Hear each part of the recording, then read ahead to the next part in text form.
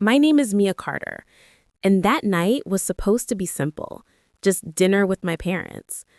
I hadn't been home in almost 6 months. Mom said she missed me. Dad wanted to talk about the family. That usually meant I was in trouble for something I didn't even know I'd done. Their house looked the same as always, perfectly trimmed hedges, porch light on, that same smell of expensive candles and lemon polish. Mom opened the door with her practiced smile. "You look tired," she said, before even saying hello. We sat down for dinner, the four of us, Mom, Dad, my brother Ethan, and me. They talked about his new business idea, which, of course, Dad was funding. I tried to stay polite, stabbing at my food and nodding when they expected me to. Then my phone buzzed. A text from an unknown number. "Get up and leave now. Don't say anything to your parents." My hand froze over the table. The message didn't make sense. I glanced up. Mom was pouring wine, Dad scrolling through something on his tablet. They didn't notice me. My heart started racing. Another text followed, seconds later. "I'm not joking. Leave, now." I stood up slowly. I just remembered something I left in the car," I said, forcing a smile. No one looked too interested. I grabbed my purse, stepped outside, and shut the door quietly behind me. As soon as I reached my car, I got one more message. "Don't go back home tonight." Confused and shaking, I drove off, headlights cutting through the dark. A few minutes later, in my rearview mirror, I saw something. Flashing red and blue lights heading straight toward my parents' street.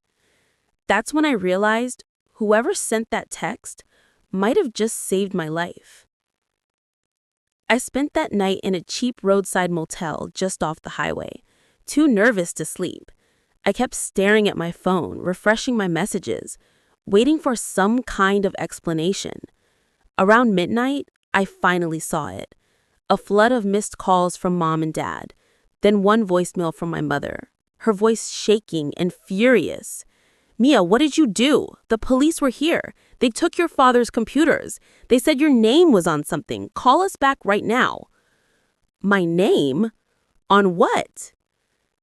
I sat there in the dark, replaying her words until my stomach turned. My parents were being investigated, and somehow I was involved. Then my phone buzzed again. Same unknown number. "Don't talk to them yet. You'll only make it worse. Meet me tomorrow morning. I'll explain everything." Attached was an address, a coffee shop downtown. I didn't know what to think. Part of me wanted to block the number, pretend it wasn't real. But something deep down told me to listen. Whoever this was, they seemed to know more about my family than I did. The next morning, as I drove toward the meeting spot, the radio was full of local news. My heart dropped when I heard my father's name. Richard Carter, a retired accountant, is under investigation for possible financial misconduct tied to several small businesses. Sources claim fraudulent accounts may have been created under a relative's identity. A relative. I pulled over, hands trembling on the steering wheel. Before I could even think, another text came through. "It's time you knew what they did to you." And beneath it, a photo. A scan of a legal document with my name on it, my father's signature next to mine. Except I never signed it. That's when I knew this wasn't just a random investigation. This was personal. And my family had been hiding something from me for a very long time. Outside, cars passed, horns blaring in the distance. Inside, it felt like the world had gone quiet. I looked down at the papers again, all that proof of what my family had done. And the strangest thing was, I wasn't just angry. I was calm. Because part of me had always known. The way my parents looked at me, the way they protected Ethan no matter what, it all made sense now. They hadn't just betrayed me. They'd built their entire life on it. And as I closed that folder, I made myself a promise. If they thought they could use me again, They had no idea who they were dealing with. After that meeting, I drove home in silence, replaying every lie my parents had ever told me. Every, "We're doing what's best for you." Every, "You can trust us." It all sounded different now, like lines from a script they'd rehearsed for years. That night, I couldn't sleep. My apartment felt too quiet, too clean. I opened my laptop and started digging. Megan had given me a starting point: names of fake companies, bank accounts, and transaction IDs. I searched everything I could find, and piece by piece, the puzzle began to fit together. The fake accounts were real, and all of them were opened under my name, my social security number, my digital signature. It wasn't just fraud, it was identity theft by my own family. At 2 a.m., my phone buzzed again. It was Megan. "Meet me tomorrow. I have something else you need to see."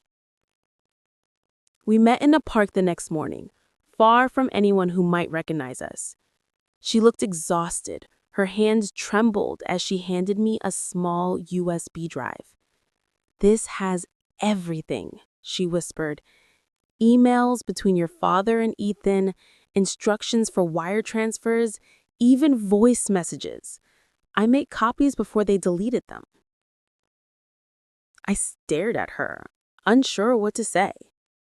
"Why are you helping me, Megan? You're his wife." She looked down at her hands. "Not for much longer.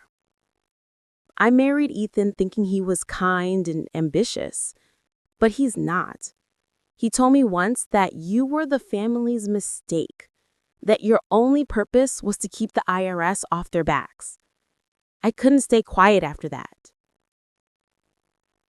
The words hit me like a slap.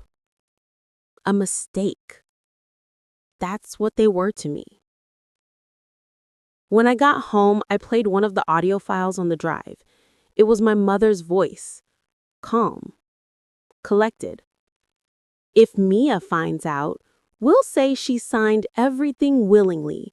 She won't fight us. She never does." I paused the recording, my hands shaking. For years, I'd been the quiet one, the one who avoided drama, who forgave too easily. But listening to her speak so casually about destroying me, something inside me hardened. They thought I wouldn't fight back. They were wrong. Because by the time Megan reached out to me, I wasn't the scared daughter they remembered. I had already started digging months before she ever texted me. And what they didn't know was that I had my own plan, one that was already in motion. The truth was, I hadn't come to that dinner blindly. For months, I'd known something wasn't right. Letters from the IRS had started showing up at my apartment, documents about accounts I'd never opened, loans I'd never taken. When I called to clear it up, the agent said the accounts had been verified with a family co-signer. That's when I knew my parents were involved. So I did what they never expected. I hired a private investigator, someone who specialized in financial fraud. I gave him every detail I could: my father's past accounting firm, my parents' social security numbers, Ethan's business filings, even my old bank statements. The more he found, the worse it got. My father had funneled money through companies that didn't exist. My mother handled donations through charity funds that were just shells. And every trace led back to me, as if I was the one running it all. That's when we decided to turn their plan against them. The investigator helped me gather everything: copies of their emails, transactions, and those fake tax forms. Then, slowly, we started feeding the information to the authorities anonymously. Enough to raise suspicion, but not enough to expose me. Not yet. The night of the dinner was supposed to be my final test, the moment to see how far they'd go pretending nothing was wrong. My investigator was the one who texted me, the signal that the warrant had been executed. So when I left that table, it wasn't fear I felt, it was control. Every piece, every lie, every stolen signature had led to that night.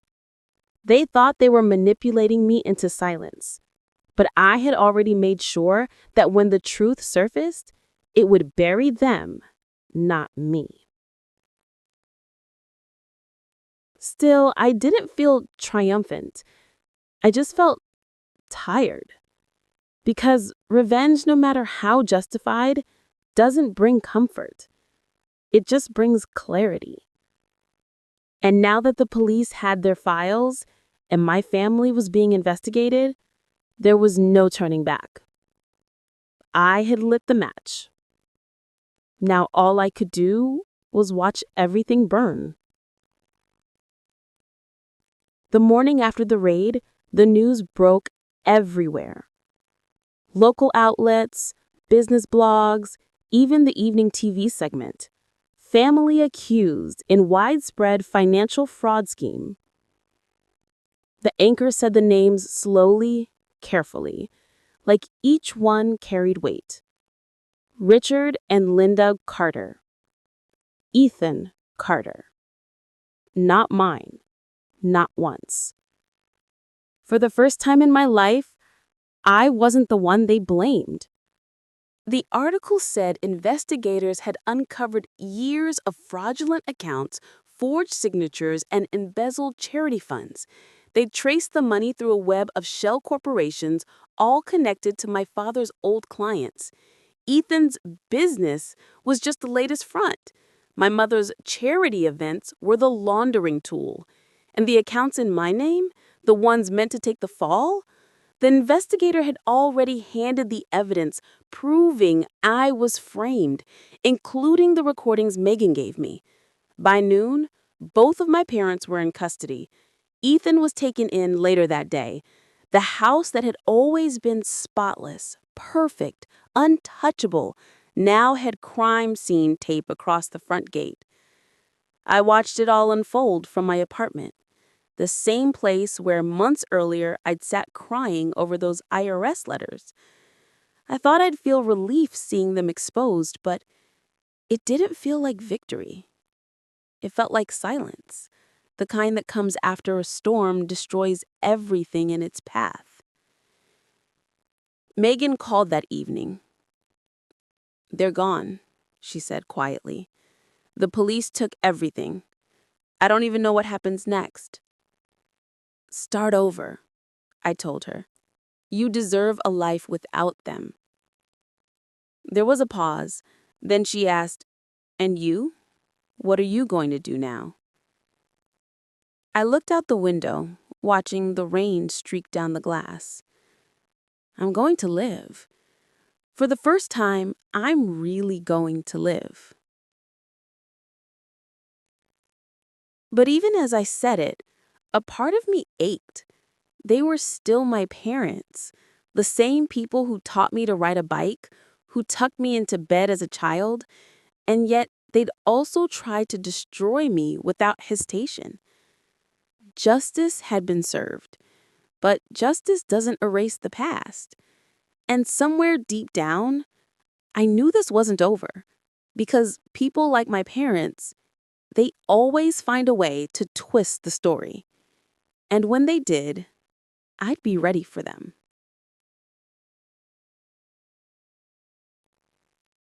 The trials came quickly. The investigation had gathered so much evidence that there wasn't much room for denial. But my parents tried anyway. In court, they looked smaller than I remembered. My father's confident posture gone. My mother's perfect hair pulled back carelessly. The people who once controlled every conversation now sat quietly, waiting for someone else to decide their fate. Ethan was the first to break. He told the judge everything, that it was Dad's idea, that Mom handled the paperwork, and that he just followed orders. It was pathetic watching him crumble. My parents glared at him, but it didn't matter. Once Ethan started talking, the whole facade fell apart. Mom tried to claim it was me who'd started it all, that I opened the accounts and blamed them out of jealousy. But the investigators had my digital records, timestamps, emails, and the voice recording of her saying, "If Mia finds out, we'll say she signed everything willingly." That one line destroyed her credibility. I attended every hearing, sitting quietly in the back row. I never spoke, never looked at them long enough for them to read my face. I just watched. Dad couldn't even meet my eyes. When the verdict was read, guilty on multiple counts of fraud, falsifying documents, and identity theft, he just bowed his head. Mom cried quietly, not for what they'd done, but for being caught. Ethan got a lighter sentence for cooperating, but he didn't look relieved. He looked empty, stripped of the arrogance that once made him untouchable. Megan didn't show up to court. She'd already filed for divorce. When it was over, reporters tried to ask me questions. How does it feel to see your family go to prison? I didn't answer. I just walked out of the courthouse, the sound of camera shutters following me. That night, sitting in my apartment, I opened my old family photo album. There we are, smiling, laughing, perfect. But now I could see it for what it really was. A performance. They had built their whole lives on pretending to love, pretending to care, pretending to be good people. And now, stripped of all that, they had nothing left. Still, something inside me wouldn't rest, because even though they were behind bars, I couldn't shake the feeling there was something more, something deeper. I hadn't uncovered it. And I was right. Because in their final days before sentencing, a secret surfaced, one that changed how I saw everything. Weeks after the trial, Megan called me again. Her voice was quiet, almost hesitant. "Mia, there's something you need to know. Something from years ago. It's the reason everything started." I froze. I thought I already knew the full story, the stolen accounts, the fake charities, the forged signatures, but Megan's tone made my stomach twist. She explained slowly. "Your grandfather left an inheritance for you when he passed. You were 10. Your parents were supposed to manage it until you turned 21, but they took it. Every penny. They said it was for family expenses, for Ethan's education, for the house. They never told you." I remembered the college fund they had helped me with. I remembered scraping by to pay for textbooks and rent while Ethan got scholarships, private tutors, and everything handed to him. It all clicked. Every decision they made, every way they pushed me aside, it wasn't just favoritism. It was theft. Megan handed me copies of the documents she had found in my father's office, signed transfers, letters, and the original will. My parents had moved the money into their own accounts, and when I questioned them years ago, Mom had smiled and said that money was better spent on Ethan. He has a future. The betrayal wasn't just financial, it was personal. It was the reason they tried to ruin me years later, to make sure I never had power, never had independence, never had a way to fight back. I sat in my apartment, the weight of it pressing down. For the first time, I felt the cold clarity of truth. It wasn't just about revenge anymore.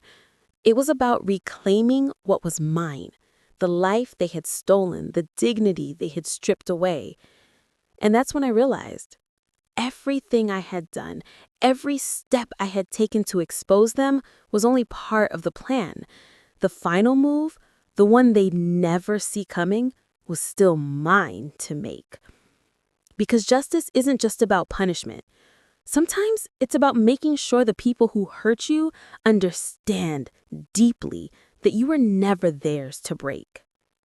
Months passed and life started to settle into a strange rhythm. The news about my family's arrest faded from headlines, but I could feel the ripple it had left behind. Ethan was serving time, my parents were facing years in prison, and Megan had finally moved out on her own. I spent a lot of time alone, reflecting. I realized I didn't want their money, their apologies, or even their acknowledgement of the truth. What I wanted was freedom. The freedom to rebuild my life without being haunted by their manipulation. One afternoon, I found myself driving past the old Carter family home.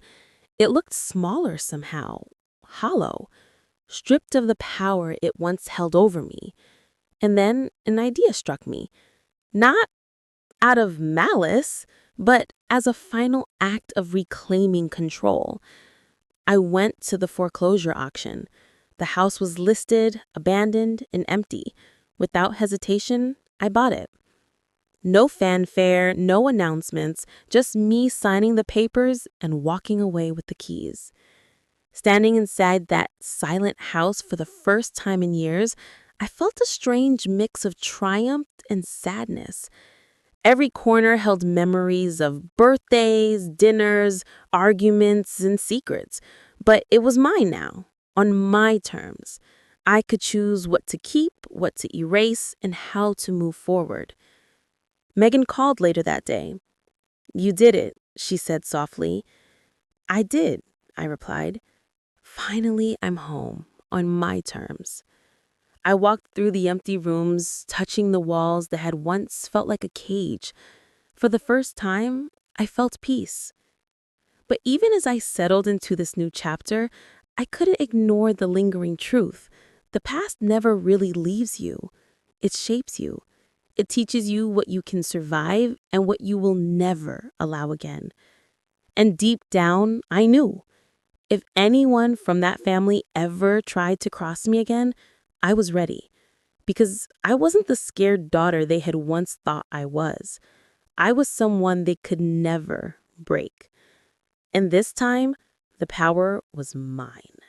A year later, life had settled into a quiet rhythm I never thought I'd have. The courtroom drama was over, Ethan was serving his sentence, and my parents' appeals had failed. Megan had moved across the country, finally free of the family that had consumed her life, and I had begun restoring the house I had reclaimed, not as a prison, but as a home I could finally call my own. I often sat on the porch at sunset, sipping coffee, listening to the wind in the trees, and thinking about how far I'd come. The girl who had been labeled a mistake, the one my parents thought they could manipulate and destroy, she was gone. In her place stood someone stronger, calmer, unshakable. Sometimes I still get texts from Megan, always brief, always knowing. The last one arrived one evening as I was locking up the house. "They still don't know it was you, do they?" I smiled, feeling a strange warmth at the reminder. I replied, "They will, eventually, but not today." And it was true. My parents and Ethan never realized how carefully I had orchestrated everything, how quietly I had waited for the right time to reclaim my life. They never understood that revenge doesn't always have to be loud or dramatic. Sometimes it's patient, silent. I let the truth do all the work. As I walked through the house, passing rooms filled with memories, both good and terrible, I felt a deep sense of closure. The betrayal, the lies, the manipulation, all of it was behind me. And yet, it had taught me something I would never forget. Power isn't about control over others. It's about control over yourself. I had survived their schemes, uncovered their secrets, and reclaimed my life. And in that quiet moment, I realized something profound. The greatest revenge isn't seeing them fall. The greatest revenge is living truly and fully on your own terms. And for the first time in my life, I felt completely free.